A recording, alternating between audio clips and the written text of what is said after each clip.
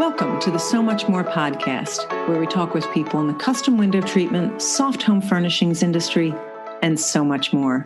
I'm your host, Ciel DeGuglielmo. My guest on the podcast today is Donna Redmond. She is the owner of Undercover Sewing, and we'll talk about how she came up with that name in the podcast.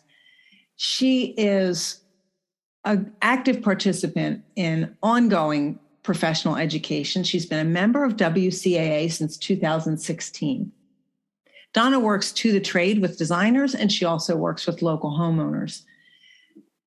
It is so obvious in the conversation with Donna about how high quality fabrication is important to her. And we talk about why it's so important to have beautiful things in your home. And I think Donna articulates it beautifully. I really hope that you enjoy hearing from Donna today. Hi, Donna. Thank you so much for agreeing to talk with me today. Thank you, Sia. I love being here. Thank you for inviting me. It's my pleasure. And we do know each other a little bit. I am so fond of the members of the Maryland chapter of the WCAA. You're such a terrific group. And I've had a chance to meet you at CWC and things like that. So sometimes it's a little bit hard for me when I know someone a little bit when I interview them on the podcast. So I'm going to have to be careful to ask all the questions of you so that I don't miss something, because I think there are things I think I know about you. So let's start in the beginning and have you tell us a little bit about who you are, where you live. Already gave that one away, and a little bit about your business. Okay, so I'm Donna Redmond, and I'm located in Pasadena, Maryland, and I am a workroom. The business is called Undercover Sewing. Yeah, I'm going to ask you more questions about that later. I'm dying to know about that. Okay. I do custom window treatments, cushions, and pillows. Okay. And I've really narrowed down to that in the last couple of years. Right now, it's about 40% to homeowners and 60% to designers. But as I analyze 2021, I'm having a little bit of shift in that for some different reasons. Okay. So right. We'll talk about that some more too. So tell me about how you got started in this business. Okay. So kind of when we were informally talking, I told you I don't make quick decisions. Well, this actually started back in probably about 2010. Okay. I had a full-time job. At that time, both my children, I have a son and a daughter, were through college, working independent, had their own homes, and we're really proud of them. They're very self-sufficient and just wonderful. So it was like we looked ahead and knew in 2015 I was going to go to part-time with my current job. And I know, and my husband knows me enough to know that I wasn't committed to just sit back and do nothing. Right. So it just really became a matter of prayer. What should I do as I move into this part-time position, and then knowing that in 5 years later, I was going to retire completely. Mm-hmm. At the time, I was part of a couple of different, I've sewn forever, my whole life, like forever. So I was part of a couple of different quilting guilds, and also a group called ASG, American Sewing Guild. Yeah. Yes. I was a member of that a long time ago. And it is a wonderful group for its home sewers. It really is a delightful group, and they have them nationally. At that, I met a person called Cheryl, and she was a professional business doing bridal and formal wear. Okay. And I didn't even know you could have a professional business sewing at that time. I was like, oh, you can make money at this. So as we prayed about it, I decided, let me look into that. Mm-hmm. So she really was a wonderful mentor. I guess my first mentor. I would listen to your podcast recently about mentors with you and Susan, and I thought, yes, she was my first one. Okay. So a couple of things. She got me, I started taking all kinds of classes, some more professional classes on Crafties. Mm-hmm. And I took some with Susan and some with Kim on cushions and some with Susan Woodcock on draperies and stuff. And I started looking into that. And I joined a group called Association of Sewing and Design Professionals. And that's another wonderful group. I'm not a part of any of those groups anymore because of time constraints, but they do mainly clothing Right. But it was really interesting. One of the people did swimwear and another did skating outfits and someone else does drama. So anyways, I learned about business. I really started looking into what does it mean to be a business, and also the Women's Business Association here in Maryland. So I just really spent time really researching things. So then in 2015, June of 2015, I officially became a business. I had my business name. It came through. I had my tax exempt number, my tax license, and all that good stuff. I started out then I thought I was going to do nurseries and babies. It was Undercover Sewing, and my first logo had a baby on it with a quilt over top. And I did start doing that. But then it just evolved as the years went by into window treatments, cushions, and pillows. Okay. So I was very curious about the Undercover Sewing because it could have also taken a turn towards the spy. Yeah. But I didn't think so, not knowing you, No. Donna. Yeah. So I'm fascinated because one of the groups you mentioned, the Association of Sewing and Design Professionals, I belong to them. Prior to that name, it was the Professional Association of Custom Clothiers. Yes. And they had they felt like that was too narrow a description. But it was through that group that I found out about one of Cheryl's conferences. And someone had posted something about it. And that's how I found out about this industry. And it's fascinating to me because there's so many people that have said, I didn't know I was a workroom. And I love that you were saying, I didn't know you could earn a living doing this. So were you at all concerned, you know how they say, if your passion becomes your business, you don't really get to, if your hobby becomes your business, you don't really get to do it for fun anymore. Were you worried about that? Or was this more of I want a direction? How was that for you? I wasn't too worried about that, but I'll tell you, I do not sew for pleasure very much right now. I sew a little bit for pleasure, but more for family. I really was looking for something to do as a part-time job. So when I retired, I'd have part-time, which is funny because I'm full-time. So there's no part-time. It's just, and I've hired people. So the part-time idea has just gone to the wayside. But it was, and it's interesting that you mentioned Susan and CWC because that's one of the things through the Crafties classes that I took one with Susan and I found about CWC. And then through that, I found out there actually was an organization called Window Covering Association of America. And I'm like, so I reached out to them. And Jean Laws at that time contacted me. She's just a wonderful person. And that group was fabulous. And she gave me the information. So I went to that group. And I'll tell you that, in the end, I don't know how you can not be part of that group and be in the industry. That group is so valuable. You can just, and in so many ways. Yes. So I've been a part of that ever since then. But like you said, I didn't know I was a workroom. I was sewing at my dining room table. Okay. That's what I thought I was doing, not fabricating in a workroom for wholesale and retail. It's like the lingo. It was so funny. So, no, I knew I was looking into something that once I retired, I could do as a job. Okay. So this is what I find so fascinating. There's so many people that think our stories are so similar. And then I find like these details, like you started your business for very different reasons than a lot of us. You were already working full time. I'm curious, what did you do at that job? I'm still, I guess, a teacher and a reading specialist. Okay. I always love to ask the question for those of us who have worked at a job more recently than some of the rest of us. Have you brought any of those skills into your business? Yes. I think because part of organization was really important to that. Okay. I think the whole idea of learning, because as I was going through this and just really looking at starting the business and just really praying about it and thinking, where do I want to go? I went and education's important. So I think that I sought that out in groups. So that was important. Okay. Reading comprehension. I mean, how many things do we read or listen to? We got to comprehend what we're doing. Right. I mean, it fits in there. I'm always fascinated by what skills translate, especially because for so many of us, we've known how to sew for so long. We don't think of it necessarily as a skill that other people don't have. It's just something we do. And we don't always separate the fact that it was something we learned how to do. So you, like many of us, you were sewing on your dining room table. What was the first professional piece of equipment that you purchased for your business? I saw that in your questions. And I really had to think, I really can't remember. I was trying to picture back to when I started. And this is funny.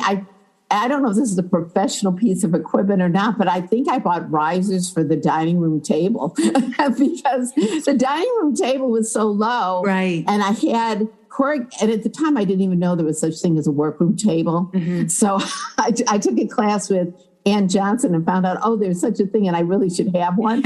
So I had those corrugated sewing mats that you use when you do fabric, you know, and I just had set those over top and put a mat on the table, and I had those clamped on the table, and it's like I was leaning too much. It's either that or I bought a serger. Okay. So the second machine other than the one I was using was a serger. Okay. And it was a home serger. I only last year bought a Juki serger. Okay. Some of us, our home sergers lasted way longer than we had any right to expect them to. Yeah.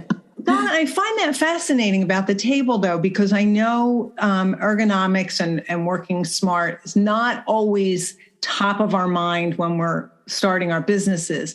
But I'm fascinated that you adjusted your dining room table to be more helpful for you. Because a lot of us just keep plowing ahead until we go, oh, yeah, I really need a table. But that was at least one adjustment you could make. Yes. That was smart. So as you're getting started, and again, I find more and more that those of us getting started within the last few years started right away with a license and tax ID number and all of that.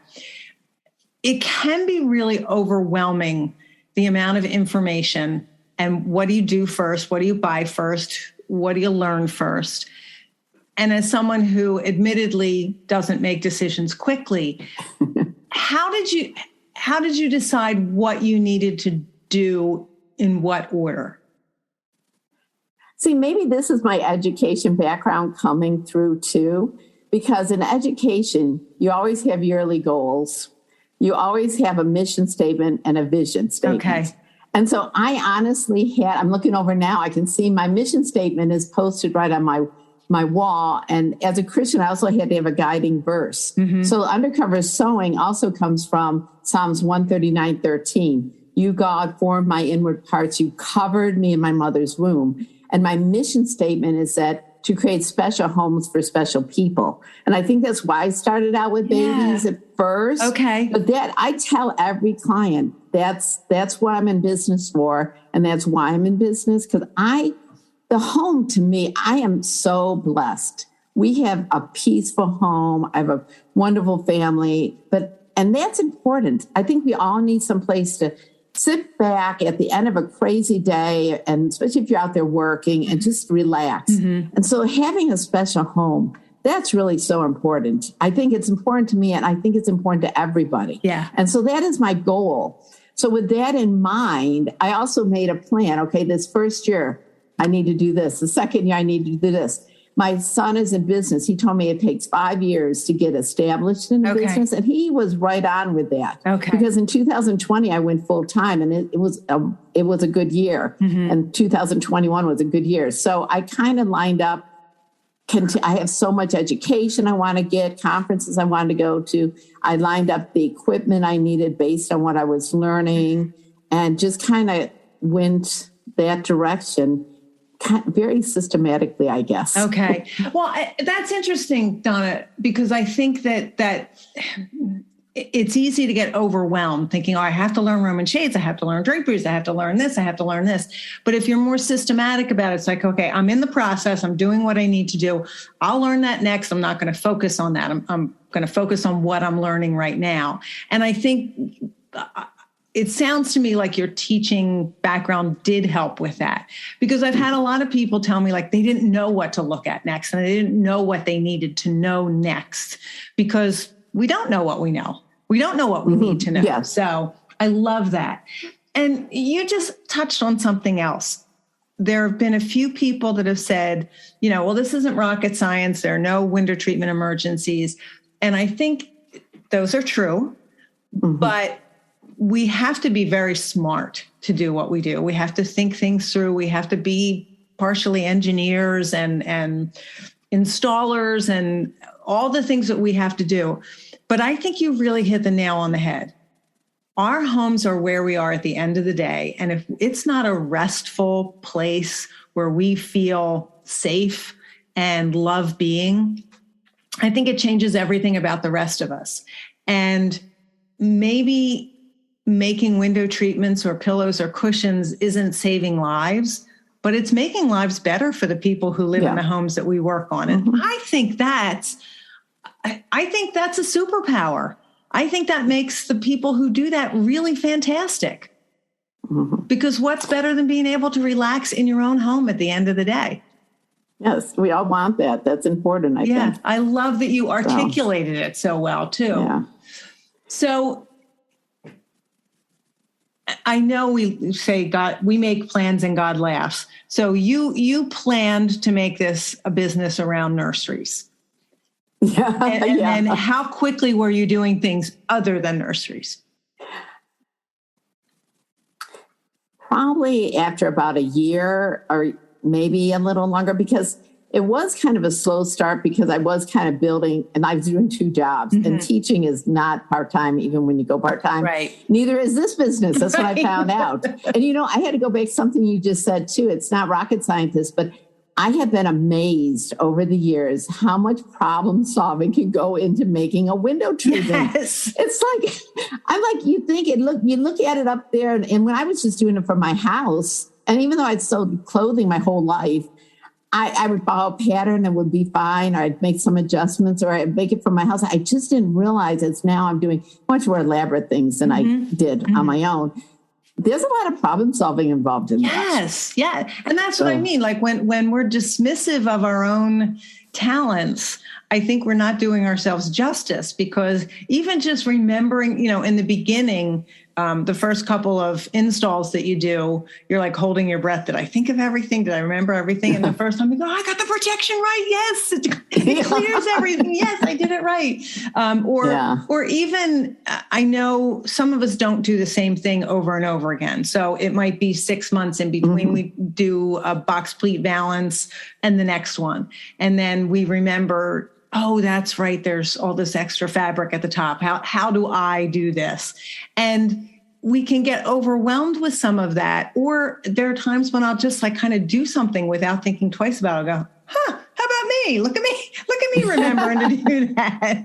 Yeah. And I think we really don't give ourselves enough credit for some of those things.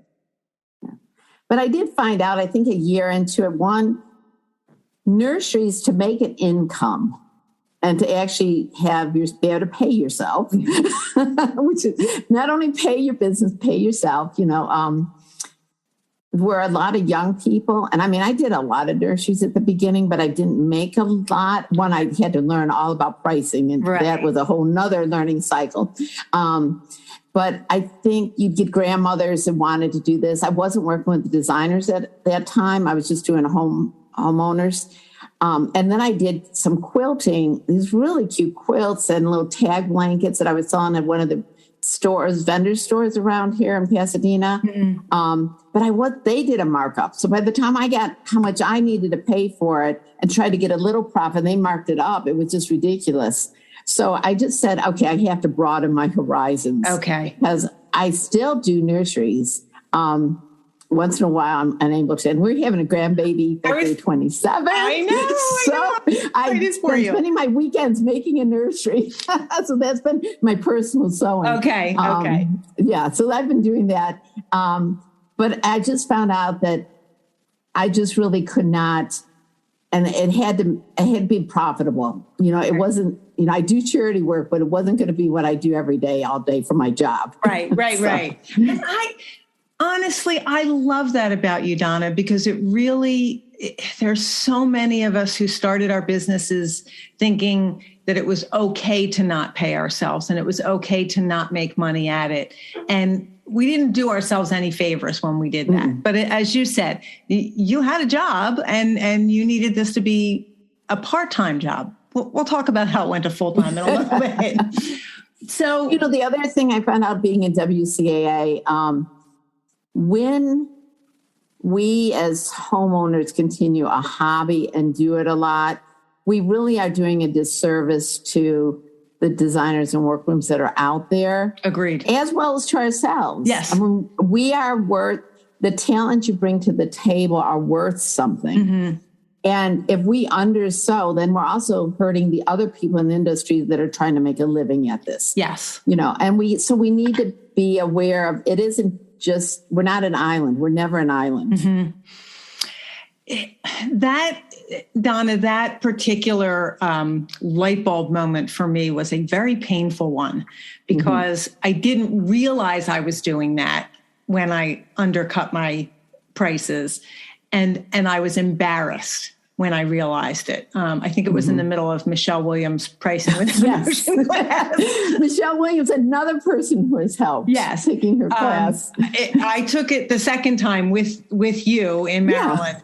Yeah. The first time was when that light bulb went on. I think I had to get up and leave the room for a minute because I was so overwhelmed with the idea that my intentions had been, but I'm not an interior designer. I can't charge those fees, but I was designing for people. And so understanding that it was a disservice to everyone who was offering that service and an excellent service to other people. And I was undercutting them, but mostly myself. So I think that's a really important thing to remember. Let me ask you about the things that you are making. And you said you're about 60-40 when it comes to homeowners and designers. Tell me what you're enjoying about each one. Tell me what's making you think you're going to rethink it a little bit after analyzing it. I'm curious. Okay. Well, I wasn't sure if I'd want to start with a designer, and it actually met and I'm still working with her. She's just a wonderful designer that lives like two miles from my house. So we met, and it was my first, time to work with a designer, and we just developed a wonderful rapport. But I tell homeowners, I am not a designer. I can make what you want if you have a clear vision of what you want. Yes. I do sell fabric, but I said, you need to be able to pick it out yourself, as opposed to a designer who has, can show them, here's a selection, here's what the lights and the floor, and here's a paint, and these are great fabrics for this. I told them I can help them figure out the style of the window treatment or show them cushions or whatever, but I can't help them necessarily pick the final decision. Like I can't say, here's 2 fabrics, these would look wonderful in your room. I'm not a designer. Right. But yet my frustration with homeowners is that that's what they really do want you to do, And so I decided this year to go more with my designers. And I actually have already started because I've talked to, people have called already. And I've said, well, I work through a designer. So I can give you names of designers that are near you.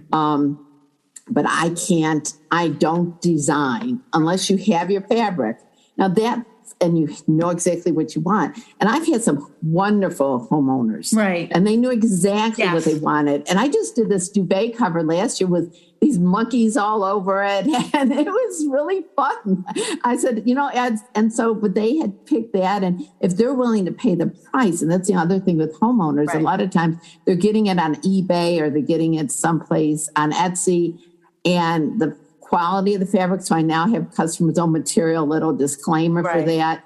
But they also, when you tell them how much it's going to be, it's like, I didn't think it would be that much, but I can't make a cushion for $20. Right. I can't do it. Right. So the one thing I think I'm going to continue is if they really truly have the fabric, know exactly what they want. And the other thing is another group or person I met was Comfortex window treatments. Yes. And they have such a wonderful design platform on their website and everything that I will continue to do the blinds and the shades and the things through Comfortex because they really do have it set up so that even if you're not a designer, they have design tools right there. Right. And I feel like I've done that a couple of times this year and it's been successful, but I just feel like I'm doing a disservice to people and I feel bad about it. But then designers, and one thing I love about working with designers, like they're going to do way more than just a plain panel. Right. And I love the challenge of having to make something. And I do have another designer I just started working with, I think about 2 years ago, and every window treatment's different. It's always something unique. And it's never just a plain box valance. Right. It's a box valance with a swag over top with this added in and this and that, and these textures and bright colors. And I just I don't mind the challenge in fabricating. I may not know how to do it, but I will find out how. Right. So, and usually I know partly how to do it, and maybe I need to learn a little bit more. Okay. So that's been good. And then it's getting to really have a relationship with the designer. Yeah. And I've limited. I have 5 designers I work for, and I feel like that's all I can do. Okay. I feel like I can't take any more. Yeah. So at this point. You're singing my song there because I do not have the talent or the patience to help people pick out fabric either. And I found that once I started working exclusively with interior designers, I enjoyed what I was doing so much more because and again, like I would design in terms of fabrication and they design in terms of what's going to look best in the room. And it often included an extra bit of trim or trim on banding or things like that, where I was happy to do it. But if I was designing with the client, I might not have come up with those things. And often the budget for someone working with an interior designer was higher than the homeowners who were finding me. And so trim on top of banding on top of custom-made window treatments was not a big deal to the people who were working with designers. But the same thing, I didn't know it would be that expensive. And I found looking for fabric and things like that was just not how I enjoyed spending my time. So it sounds like you found a nice balance with that. So that's fantastic. The sponsors of the So Much More podcast allow me to bring guests to you each week. And without them, I couldn't do it. I'm pleased as the owner of the Curtains and Soft Furnishings Resource Library that I can use the library to help sponsor the podcast as well. The library hosts the industry's largest curated collection of educational resources for the custom home furnishings professional. Membership to the library gives you access to a wealth of downloadable reference materials, videos, live events, as well as a community of support to help you develop your design, sales, and fabrication skills, and to grow or start a business.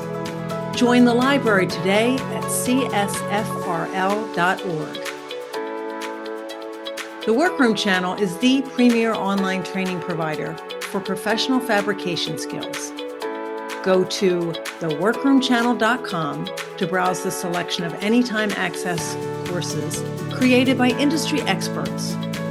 Watch detailed demonstration videos, download companion materials, and participate in private course discussion boards with your instructor and classmates from around the world.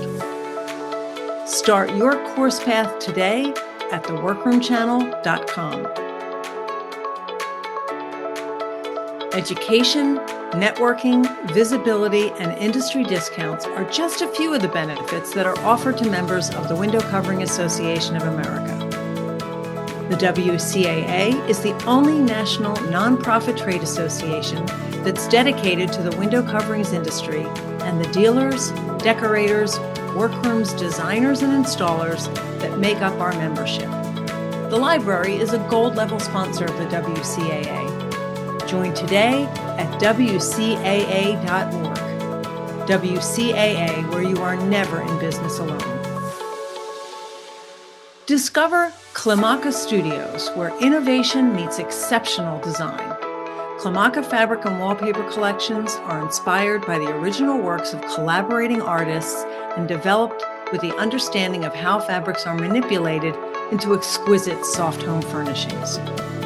Workroom businesses enjoy exclusive access to engineered designs and best trade pricing. From clever layouts to classic linen prints, Clamacca Studios delivers the quality and consistency that your business demands. And Clamacca's reliable, on-time delivery keeps your projects running smoothly. Go to clamaccastudios.com for swatches and trade account information. Clamacca Studios, for the joy and profit of workrooms. As the business has become more time-consuming and has developed back into working full-time, especially since this was supposed to be a part-time job, have you thought about quitting? No, actually, I think maybe those years between 2015 and then when I retired right at the beginning of 2021 because I finished 2020 and I retired at the end of January. The only time I think was really hard is really when the business had really started to pick up and I was trying to balance both jobs. Okay. I just was really, it was difficult because they both were pretty much full time. So I was like working over here nights and, working weekends. Mm-hmm. I was like working 7 days a week and I hadn't hired anyone at that time. Okay.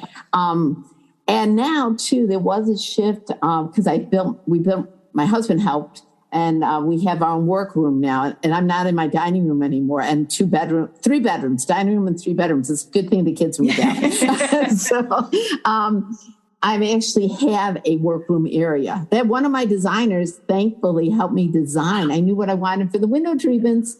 And thank goodness she stepped in and helped me with the wall column and flooring, or this place would not look as beautiful as it does. Let's talk about your workroom because it's beautiful. And I know there's I love my workroom. You should. I know there's some photographs of it on your website. So I will put a link to your website so people can take a look at it. Tell me about the process of planning that and actually having a workroom that is just gorgeous, but also really efficient. It is very efficient because I've stolen ideas from other workrooms. Good. I watched all the workroom videos that are out there and everything and stuff. And plus the people in WCAA, we had an apartment it had been an apartment for like 25 years since we built this house, since we bought this house. And then it was no longer being used as an apartment. So we decided at that time, what were we going to do with it? The business had gotten so large, it really had outgrown the dining room. Like I have a great room, so the couch kept moving over another foot.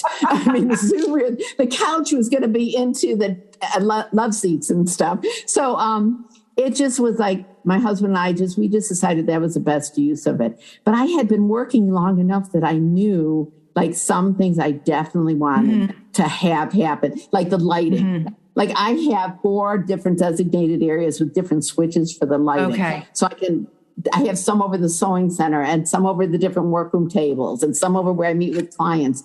And just different things that we designed. So I had a floor plan. It changed a little once I actually got the workroom tables in. And like I said, one of my designers came in and helped me as far as picking colors to the wall. And we redid everything. Okay. Everything was redone to make it a workroom and make it work the best for a workroom. Okay. But I did window treatments purposefully. I took the same fabric and I made panels with banding. Mm-hmm. And I did specialty pleats because I do that. And I keep wanting to sell those. And sometimes I won't upcharge that much. I did a box pleat valance that's scalloped with contrasting pleats and cording. And I did a Roman shade with banding. Okay. And originally I had those 3 pieces. Since then, I've added Comfortex roller shades underneath the box pleat valance, and I've Comfortex sheer shading with the panels, so this layered. And the other thing I had learned is that when people go to do cushions, like especially homeowners, but even designers, they don't know how firm they really want it. Agreed. So I have a bench in this workroom, and on the bench, there's 4 different sets of cushions, and it's the same fabric, but it shows them, okay, if you do knife edge, this is what knife edge is. This is knife edge with contrasting cording. This is what you mean when you put a box around, when it's the box cushion. This is a waterfall cushion. Okay. And then this is what it looks like with self welting, and this is with contrasting welt. And they're all different densities of foam. Brilliant. So they can come and sit on them and see, now they're not everything that's out there. I took the most popular. I'd already been working for a couple of years. So I kind of knew firm and medium. And then for the back, it's soft and extra soft, but I have little tiny samples of others. And I also made pillows. So now my pillow, and that's something last year we really worked on, but we have several samples of different pillows, different kind of inserts. So do you want 100% polyester? Do you want 50 poly, 50 down? Right. How much feathers do you want versus, down itself? So whether it's a homeowner or it's a designer, they can actually come in and try it out. Right. And actually your designers could bring a client in because they do. Oh, that's fabulous. Mm-hmm. Yeah. So Donna, one of the things about that really impresses me is it takes time to create those samples, and you really thought that out well.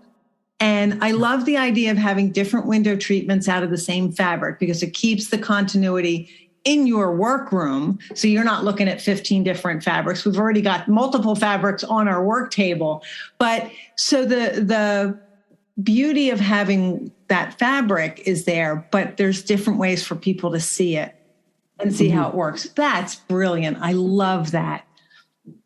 And you can see some of them on your website. So again, if people are listening, they really should go to your website. I will put a link in the show notes for that. I need to update that website. And that helped the business to jump. I did that a couple of years ago, I guess. It took a whole year. I got a professional photographer. I really need to update my website, but I haven't done that. Because that was a huge undertaking. Yes. But I've updated the window treatments even since those, because now they have the layered effect. But it shows a lot of things that I can do. Yeah, and I think that's brilliant. What would you say have been among your biggest challenges in running the business? Fabricating or just in general? In general. Okay, I think two things in general. It's not actually even fabricating, because there's challenges in fabricating, but I love those challenges. Okay. But it's the biggest challenge has been trying to stay organized, or I'm a sole proprietor. So try to balance, I have to balance my checkbook and I have to do my QuickBook entries. I need to make the invoices, but yet I still need to fabricate. Yes. And I have a worker, so I need to get things ready for her. And I'm thinking of training another one. And I need to do social media, that is probably alone the biggest one. And getting the website up helped. But that whole thing of your time, you could spend all day just doing paperwork. Yes, you could. And I wouldn't have anything done. But yet I have to fabricate, or I can't get the jobs up, and I can't. Yeah. You don't make any money if you get them all in, but you can't get any out. Exactly. Yeah, I think that's a big challenge for sole proprietors. Yeah. What would you say, first of all, let me ask this. What is your definition of success? Well, I think my mission statement is what I'm going to come back for. I suspected as much. Yes. Whether it's just a designer and they come and they feel like what we produced here and what we fabricated is exactly what they wanted. And they take, especially when I hear back, they take it to the client and the client's really happy with it and it makes them special. And they know they're a special person. Mm-hmm. I think in our world today, people need to know God loves them and they are special. Mm-hmm. So when they feel like, hey, this has added something to my home. And they say that when I heard from one designer, she put up some of these really long panels. She said, the homeowner just came in and said, wow, I can't believe the difference it makes. If it's a special home and for special people, that's our number one mission. Okay. Then there's always a financial mission. Like last year, I actually made what my goal was and surpassed that. Congratulations. So I was able to send out profit sharing checks to people and give a bonus to my worker. And so I felt like, okay, we had now, so you got that, because it is a business. You want that financial piece to fall in place. So the fact that I could make what I wanted and surpass that and able to share that with other people. That was a wonderful feeling. Those are the best checks I wrote all year. Okay. So the second part of my question is, what is the biggest success in your business? So do you think being able to do that last year is the biggest success, or is there something else that jumps out at you? Because I think that's amazing. I do. I guess it's a success. I just feel every day I'm blessed. I get up every morning and I'm just, thank you for this day. I mean, I just think it's a success in that way. I think that is there a certain project? I don't think I can say a certain project. Okay. Because there are some beautiful ones that I'm just so thankful I was able to be part of. So I guess knowing that and being able to share with others, that's a wonderful thing. Love that, Donna. Let me ask you about when you said that the challenge of fabricating you enjoy. What happens when you make a mistake or there's a failure? How do you handle it? I claim it. I just have to claim it.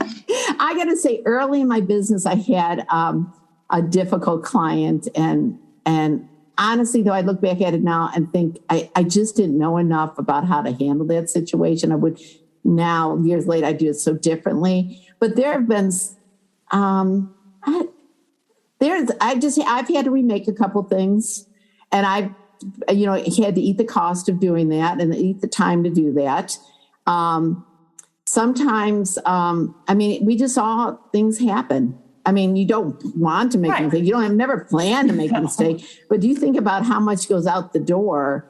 Thankfully, it's only happened a couple of times, but, and sometimes it was my fault. Sometimes it wasn't, but it doesn't really matter. The bottom line is I stand behind my products as long as, that's what they requested. They change what they requested. That's a different story.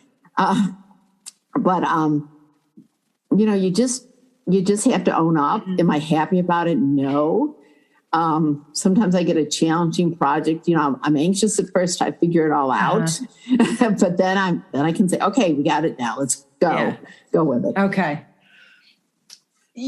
Obviously education is extremely important to you. Yeah. Have you mentioned some of the classes and things you've taken. Are you a book reader? Do you do any continuous? So share some books with me.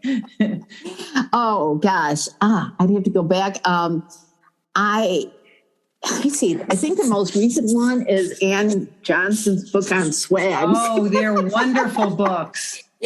I'm going back to my library here. I mean, that's it. And of course, I have Susan's book about window treatments. Mm-hmm. That is an essential that I read. It's from Singer Sewing, Custom Curtains, Shades, and Top Treatments. Yes.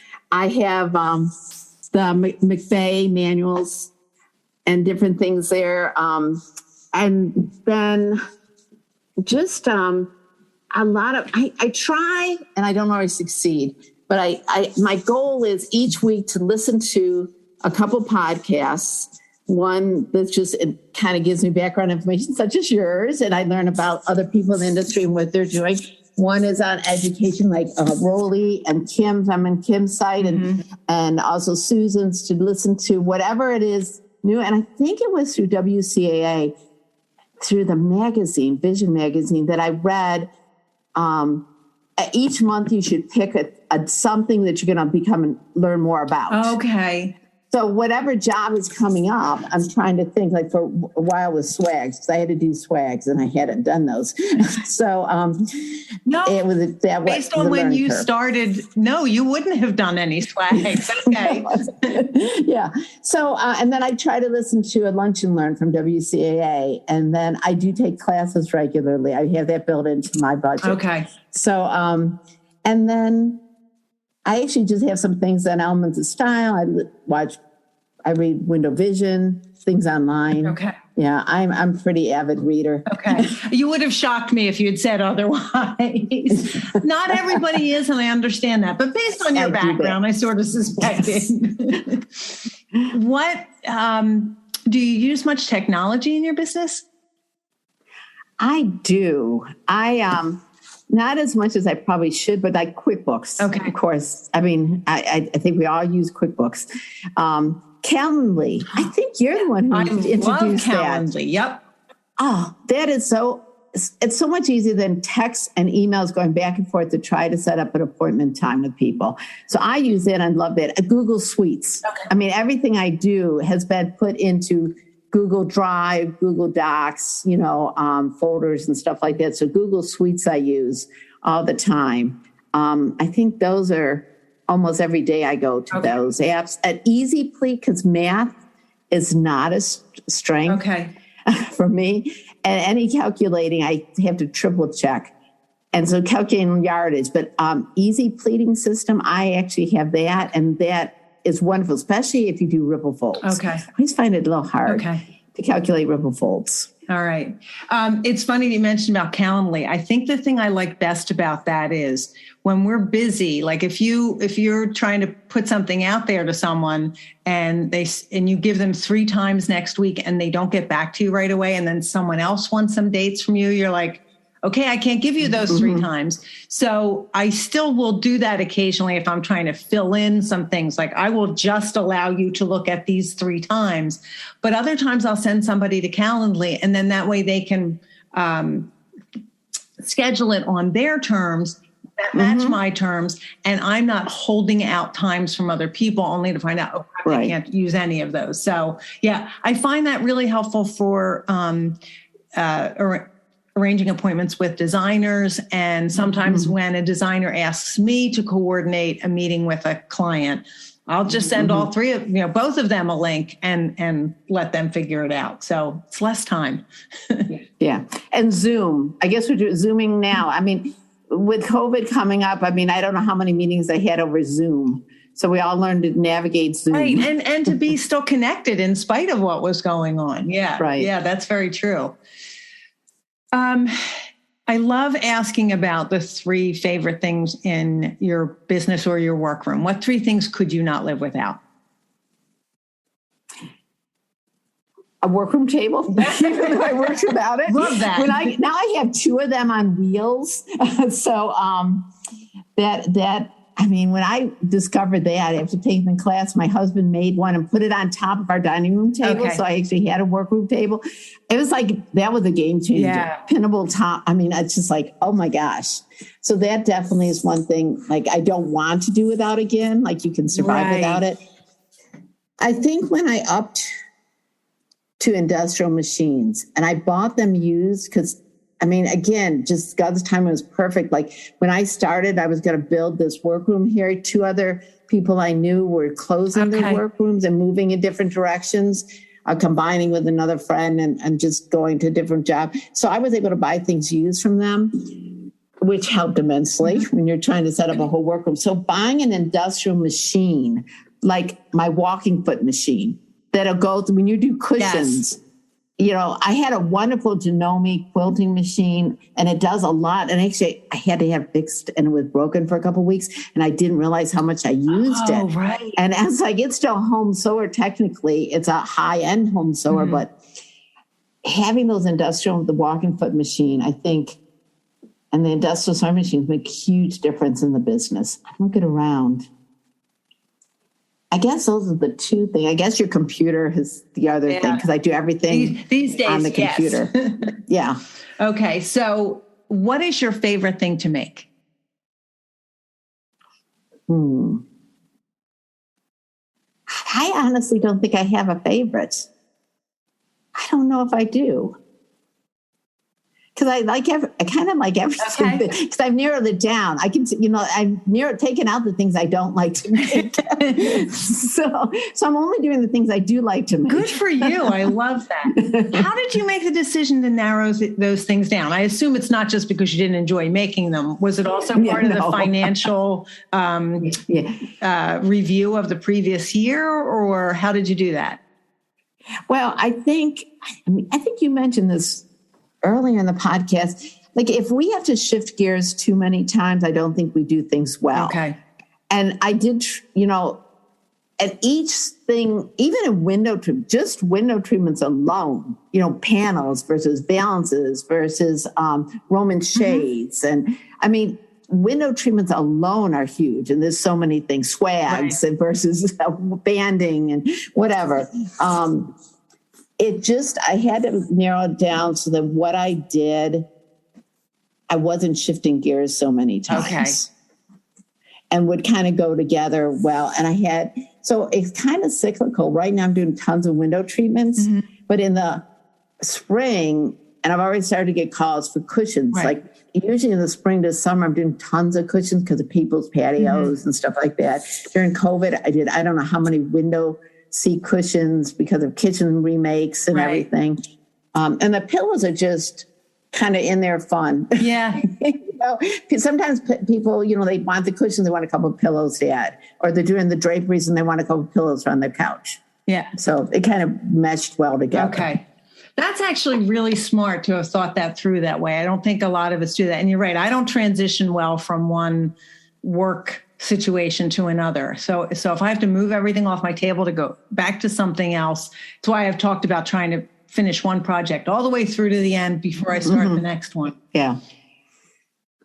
Donna, what do you do extremely well? I'm very organized, systematic, I guess. That is probably my strength. I really am pretty organized. Awesome. So I don't know if that's it. I think that's a great skill to have. What do you not do so well? Well, I kind of touched on that. I think that whole client, which is why I'm kind of feeding out of that and helping them with those designs. And I don't handle, I've been really lucky. I haven't had too many really difficult clients, but I have experience after having been a teacher. I worked with a lot of different parents and people and administrators and stuff, but I don't enjoy that. So I don't think I do that so well, I guess. I don't think anyone enjoys it. No, but some people are good at it. Like, today I want to go out and meet with someone difficult. You don't say that. I don't get up in the morning and say that. But I don't know if I help navigate that situation real well. And I don't feel like I don't design well. Okay. So when I'm in that situation, I feel like I'm really not doing well. Okay. What about you would surprise people? I don't know, because I don't know. I think I'm pretty simple, I guess. People kind of know me. I don't know. Okay. I can't think of We something. don't all have surprises about us, but sometimes people startle me with what is a surprise about them. In what ways do you think you're resilient?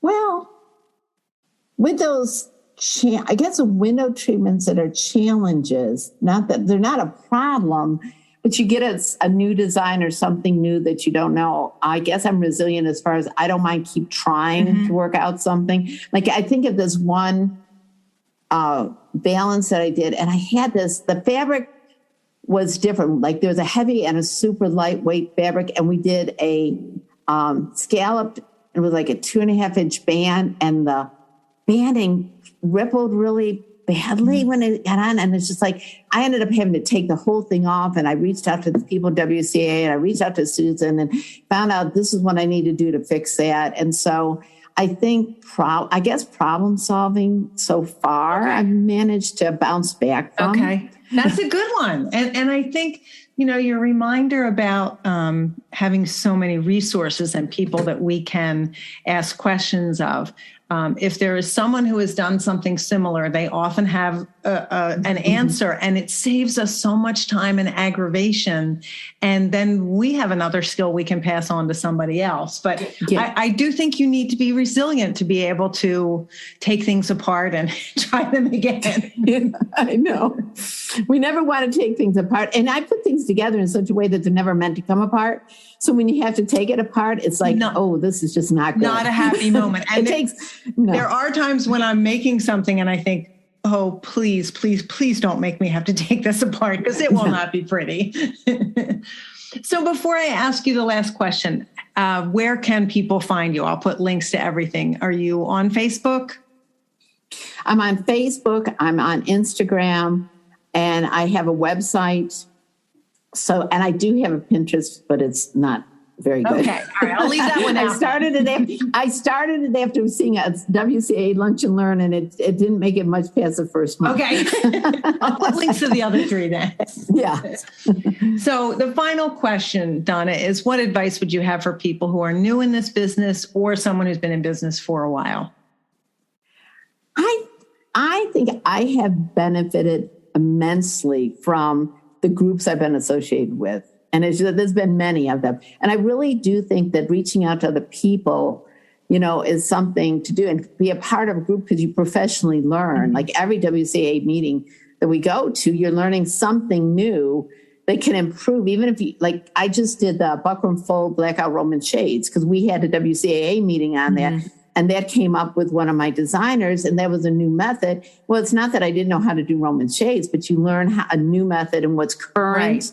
You learn about the motorization. So I really think it was a real turning point when I went to CWC and when I joined WCAA for the business. Okay. So those are really, really important. And then, anytime I can share with others, like a couple of times people ask me questions, I feel like, okay, I can pass it on. Yeah. Maybe now I've been in the business long enough, I can help somebody else.